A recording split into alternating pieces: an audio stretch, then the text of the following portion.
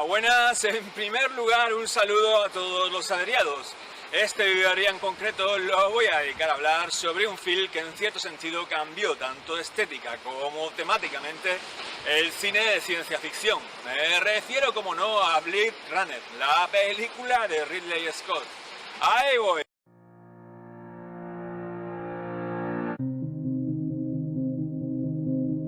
Blade Runner es una adaptación libre de una esquizoide novela de Philip K. Dick publicada en 1968. Me refiero a ¿Sueñan los androides con ovejas eléctricas? Pero el título de la película surgió concretamente de una novela de William Burroughs, cuyo argumento se basaba a su vez en otra novela de ciencia ficción de 1974 escrita por Alan E. Nourse sobre servicios médicos clandestinos y contrabando. En ambas obras los Blade Runner eran los encargados de ofrecer ciertos productos médicos prohibidos a la población. Eran, por así decirlo, traficantes.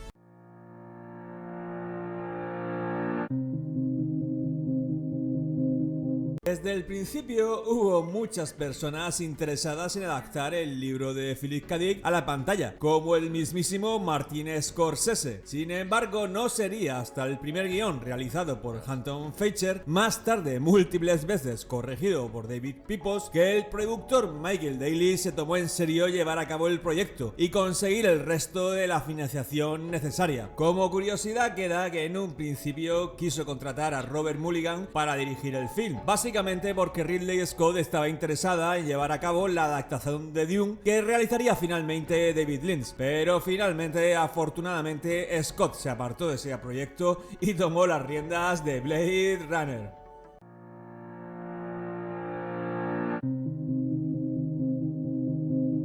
Realmente hay múltiples diferencias entre el libro de Philip K. Dick y el film de Ridley Scott, y algunas de las más importantes serían, por ejemplo, las siguientes. En el film de Scott, Rick Deckard es un detective prestigioso, pero no así en la novela, en la que es un Miss Mundi. En la novela, por cierto, está casado y en el film divorciado. Asimismo, en el libro a los replicantes no se les conoce por ese nombre, sino por el de Andrillos. E igualmente, en el libro de Philip K. Dick, los replicantes deshumanizan a Deckard. Sin embargo, en el film de Scott sucede lo contrario. Deckard se humaniza en contacto con los replicantes. Por supuesto, en el libro de Dick queda claro que Rick Deckard es humano, pero en el film de Scott hay muchas dudas sobre esta cuestión, aunque parece claro que en realidad es un replicante. Y también es importante destacar tres aspectos más que las diferencian. En la novela, las mascotas animales son importantísimas. La mayoría de personas tienen mascotas eléctricas y no reales porque estas están muy valoradas y en extinción. En la novela, de hecho, el mundo está en descomposición. Los habitantes de la Tierra emigran a otros lugares debido al polvo radiactivo consecuencia de un conflicto nuclear. Y en la película no se nos dice nada, aunque realmente se sobreentiende.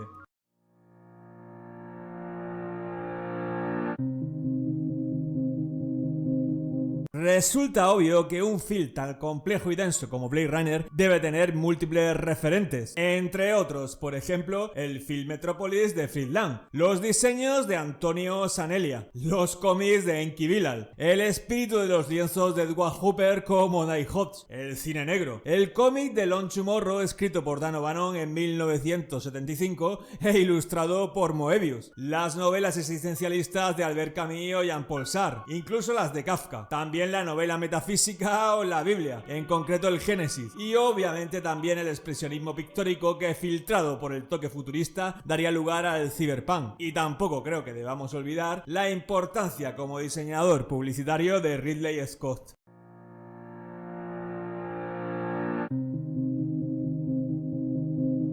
Pienso que en gran medida le debemos al talento meticuloso y obsesivo de Ridley Scott la grandeza de Blade Runner, pero no me gustaría olvidar la importancia de Rutger Hauer, quien improvisó el impresionante monólogo final del replicante Roy Batty. Me gustaría citar a su vez el hecho de que Harrison Ford se sintiera perdido y a disgusto en muchos momentos del rodaje, porque eso, paradójicamente, creo que hizo más creíble su personaje. Mismamente, su relación con Shin Yong fue muy mala, y pienso pienso que eso también benefició de manera decisiva a la película, puesto que llenó de melancolía, soledad y tristeza las escenas amorosas que compartieron. Por supuesto, es imposible no citar la impresionante banda sonora de Vangelis, grabada en sus estudios personales tras contemplar una copia sin sonido y quedar fascinado tanto por el aspecto de los replicantes como por el aspecto sórdido y futurista de la ciudad retratada por Ridley Scott.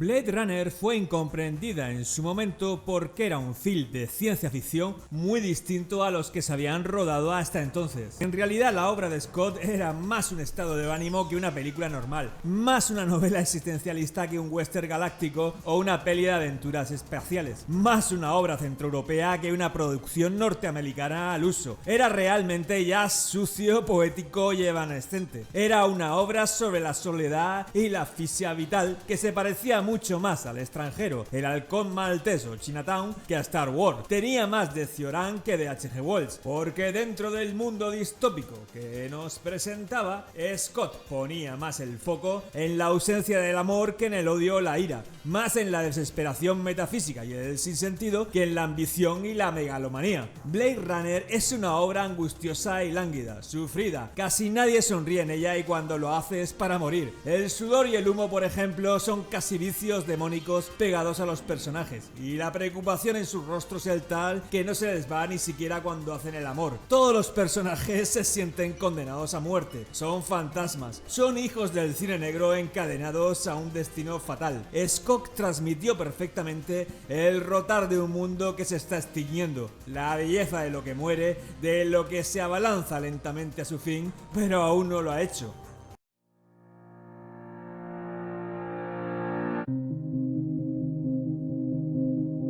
Blade Runner plantea una profunda reflexión sobre la humanidad, puesto que los replicantes son más empáticos y humanos que los propios humanos, y en realidad su drama es similar al nuestro, ya que aunque ellos saben, la mayoría, que van a morir en un plazo no mayor de 4 años, eso también nos ocurre a nosotros, que también sabemos que vamos a morir, aunque no conocemos cuándo, y no sabemos a quién culpar de este hecho. Los replicantes matan, por ejemplo, a su creador, imitando a los occidentales cuando intentamos, de la mano de Nietzsche, asesinar a Dios. Pero eso no nos asegura nada. Al contrario, nos dejó y nos deja más solos. Esa es, por tanto, en gran medida la metáfora de Blade Runner. Una visión metafísica sobre la soledad en la que los replicantes son como nosotros, ángeles caídos, futuros Luzbel, condenados a la agonía y al ocaso, como bien dice el replicante Roy Batty antes de morir. Todos estamos solos y vamos a fallecer, y no sabemos por qué, por muchas respuestas que intentamos dar o encontrar. Pocas películas han contado esto con tanta belleza y aridez como el film de Ridley Scott.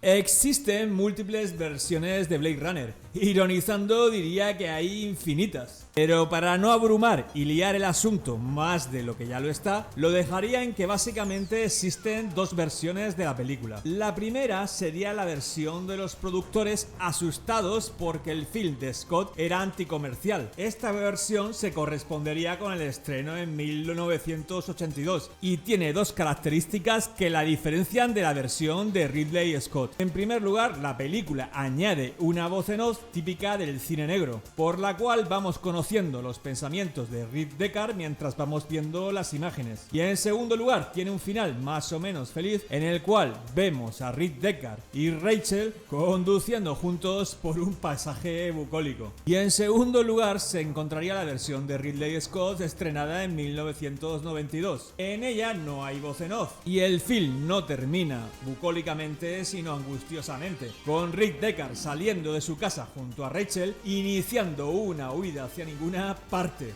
dejándonos además la duda de si es un replicante que huye con otra replicante o es un humano que huye con una replicante. Una duda que se resolvería fijándonos en el unicornio de papel que recoge. Dicho esto, cualquiera de los dos finales que quiera imaginar el espectador son mucho más acordes con el espíritu de la obra que el final impostado de los productores.